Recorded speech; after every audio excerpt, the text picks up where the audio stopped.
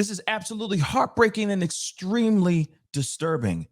How did this even happen? What's up, y'all? It's your boy Pascal back at it again with another pop-up video. Anyway, we got to jump right into this. Now, this is a story coming straight out of Georgia. It is unbelievable. It's unthinkable. I've never heard a story like this before. Allegedly, this kind of story has happened in other parts of the country and other parts of the world, but I've never heard anything like this before in my life. And of course, I'm going to have to be very careful about what I say here. Got to use these code words here, but still, I am just, my mind is blown right now. And especially with everything, I just can't believe that this even happened.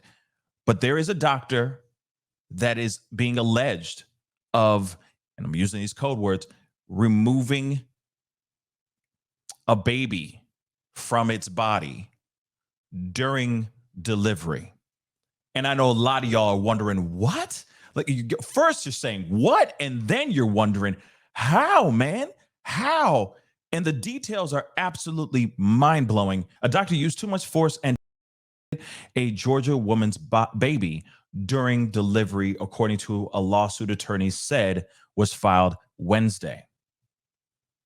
The mother and father, Jessica Ross and Travion Isaiah Taylor Sr., attended a news conference in Atlanta where the attorneys announced the lawsuit against Dr. Tracy St. Julian and the Southern Regional Medical Center, a hospital in Riverdale, Georgia. Okay, and a few 13 miles south of Atlanta, Georgia. They were so excited about the birth of their first child, said the attorney. Unfortunately, their dreams and hopes turned into a nightmare that was covered up by Southern Regional Medical Center. And the way that they covered things up is absolutely, I can't even believe. If these claims are true, I can't believe that they did this. The whole hospital, this woman should own, this couple should own the doggone hospital by the end of these lawsuits. I'm just going to say that because it's bad.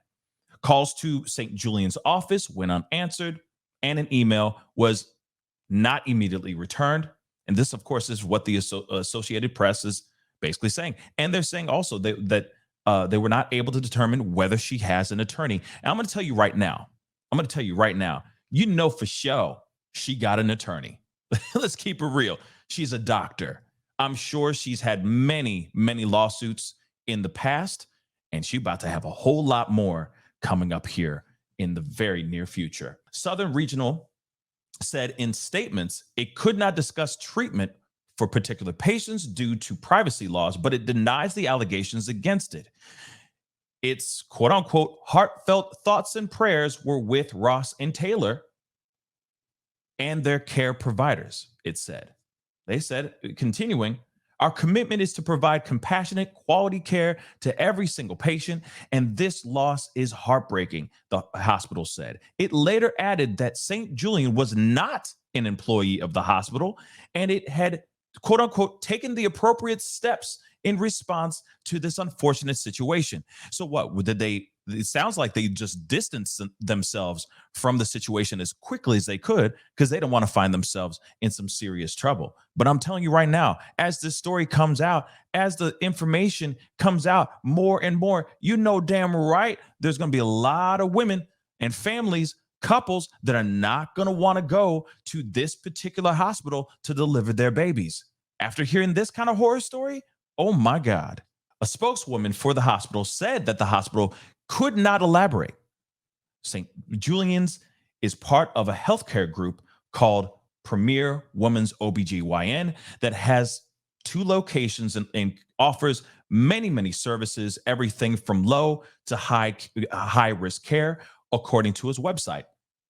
St. Julian is a board certified OBGYN who has been practicing in the Atlanta area since January of 2005, says the website. Now, I know a lot of you guys are wondering, what does this doctor look like? Well, here she is. This is Dr. Tracy St. Julian. She's, of course, a board certified obstetrician gynecologist. She's been practicing in Atlanta in the Atlanta area since January of 2005. She's also a certified robotic surgeon specializing in the treatment of uterine fibroids and abnormal uterine bleeding. Now, clearly to me, it sounds like she is seriously she's vetted very she earned her stripes from my understanding, but still it makes you wonder what the hell happened here. Why did this happen? So let's take a look at that as well. This is some wild stuff, y'all. I can't even believe that this is real. But according to the suit and reported by the Associated Press, the article I'm reading here, they're saying, according to the suit, the baby got stuck during the delivery, but St. Julian delayed a surgical procedure and failed to seek help quickly. Instead, she applied ridiculously, quote unquote, ridiculously excessive force on the baby's head and neck to try to deliver it, according to the attorney and, of course, according to this lawsuit. And also, the attorney, Roderick Edmond, is also a physician as well. So he knows his things. So he wicked smart. Roughly 3 hours passed before St. Julian took Ross, who was 20, for a C-section, according to the suit, a cesarean section, just so you guys know. By then, the fetal monitor had stopped registering a heartbeat. The C-section removed the baby's legs and body, but the head was delivered the other way. I can't even imagine. And this is the wild part too, guys. The couple asked for a C-section earlier when the baby still could have survived, but were denied, Edmund says. Now, these are the claims from the couple. These are the claims that are being made during this particular suit. But this is wild that you got people that are the couple that is actually sitting here saying, please, we want to do the C-section. Let's do the C-section. And we're actually denied that? That doesn't make any sense. He said the case highlighted the higher rates of infant and maternal mortality for Black women. And I do want to point out that too. So I did a little research. And according to the CDC, in 2021, the maternal mortality rate for non-Hispanic Black, subsequently Black women, was 69.9 deaths to 100,000 live births, 2.6 times the rate for non-Hispanic white, subsequently white women, was 26.6. Rates for Black women were significantly higher than rates for white and Hispanic women. The increases from 2020 to 2021 for all race and Hispanic origin groups were significant. So, just to point that out, there is a higher rate. There is higher rates of infant and maternal mortality for Black women. And I keep wondering in my mind, why is this? Because of certain situations like this? This is absolutely wild to me. But let's continue. Ross and Taylor, 21, did not speak at the news conference, nor do they need to right now. Their attorney said enough. So their attorneys also accused that the staff of that hospital, they accused them of trying to cover up the actual removing of this little baby's head from its body by discouraging the couple from getting an autopsy, encouraging them to have their son cremated, and wrapping and propping his head. Wow. And wrapping and propping his body to make it appear that his head was still attached. Who would ever do anything like that? I was looking at another article and they expanded a little bit more on the lawsuit as well. The lawsuit is asking for Ross and Taylor to be compensated for the suffering and the demise of their baby boy and the tremendous mental and physical anguish and trauma experienced by Ross. But there's another part here that I found very interesting because there's pieces that are being said out here that I'm curious about. And it's just on this article, or at least on the title of this article here. Of course, it says Jessica Ross, whose baby was removed, if that makes any sense, during birth, claims doctor failed to tell her, which we already know about that. But this part is the part that really blows my mind, and says that her little boy's head was propped onto his body when she held him for the first time.